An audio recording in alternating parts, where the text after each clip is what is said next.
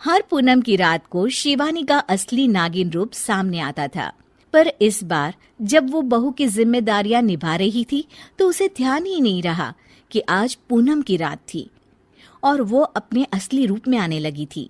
शिवानी को डर लग रहा होता है कि कहीं उसका ये राज सबके सामने ना आ जाए। हे भगवान, अब मैं क्या करूं? अगर किसी को पता चल गया कि मैं एक नागिन हूं तो मुझे इस घर से ये लोग निकाल देंगे और चंदन, वो तो मुझसे नफरत करने लगेंगे। तभी रमा रसोई में आ जाती है और शिवानी अपनी सास को आता हुआ देख घूंघट कर लेती है। बहू, तू यहाँ क्या कर रही है इतनी देर से? तभी रमा देखती है कि शिवानी ने घूंघट किया होता है। अरे बहू, ये तूने अचानक से घूंघट क्यों कर लिया? कुछ नहीं सासू माँ, वो मेरी ना सहेली का फोन आया था अभी। हाँ तो उसने कहा कि आज पूनम की रात है और आज की रात बड़ी ही खास है, तो अगर आप कोई मन्नत मांगो तो पूरी हो जाती है, लेकिन इस मन्नत को मांगने के बाद आपको अपना चेहरा किसी को नहीं दिखाना होता, इसलिए मैंने ये घूंघट किया है। अरे पर तूने तो मुझे इस बारे में कुछ नहीं बताया।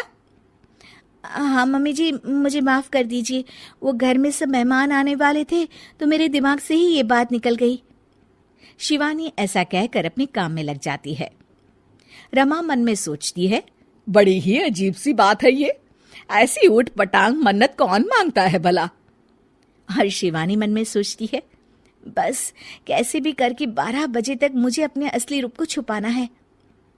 अच्छा चलो फिर ऐसे ही चलो, मेरी सहेलियां जा रही हैं, उनसे विदा ले लो। ठीक है मम्मी जी, पर ये घूंघट। हाँ, मैं समझा दूंगी उन्हें कि तुम्हारी ये कुछ अनोखी सी मन्नत है। शिवानी अपनी सास के पीछे चल रही होती है, पर उसका निचला शरीर अब नागिन का रूप ले लेता है। वो मन में सोचती है, हे भगवान, अब मैं क्या करूं? ऐसे तो मैं बाहर नहीं जा सकती, मुझे यहाँ से जाना ही पड़ेगा। रमा पीछे मुड़कर देखती है तो शिवानी गायब होती है। रमा ये देखकर चौंक जाती है कि आखिर शिवानी कहाँ चली गई अचानक से। बहू, कहाँ चली गई ये अचानक से? मेरे पीछे ही तो आ रही थी। शिवानी छत पर खड़ी होती है और घबरा रही होती है कि अगर वो पार्टी में वापस नहीं गई तो उसका राज खुल जाएगा। वो चंद्र देवता से प्रार्थना करने लगती है, हे चंद्र देवता, मेरे असली रूप को आज किसी के सामने मत आने दीजिए।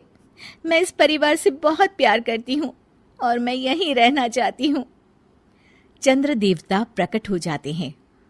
अगर तुम यही चाहती हो शिवानी, तो मैं तुम्हें इंसान के शरीर में हमेशा के लिए परिवर्तित कर देता हूँ, पर फिर तुम एक नागिन भी नहीं रहोगी और तुम्हारी सारी शक्तियां छीन जाएगी। मैं यहाँ इस घर की बहू बनकर ही रहना चाहती हूँ चंद्र देवता, आप मेरे शरीर को इंसानी रूप में परिवर्तित कर दीजिए। चंद्रदेव शिवानी को एक इंसान बना देते हैं और वो अब नागिन नहीं रहती। वो जल्दी से नीचे पार्टी में जाती है। अरे बहू, कहाँ गई थी? क्या हो गया था तुम्हें? मम्मी जी, वो छत पर थी, मौसम खराब हो गया था ना, तो कपड़े बाहर सूख रहे थे, सोचा उतार लाऊं। अरे बहू, यहाँ मेरी सहेलियां तुम्हारा इंतजार कर रही थी और तुम्हें कपड़ों की पड़ी है। मुझे माफ कर दीजिए मम्मी जी। पार्टी खत्म हो जाती है और शिवानी बहुत थक जाती है।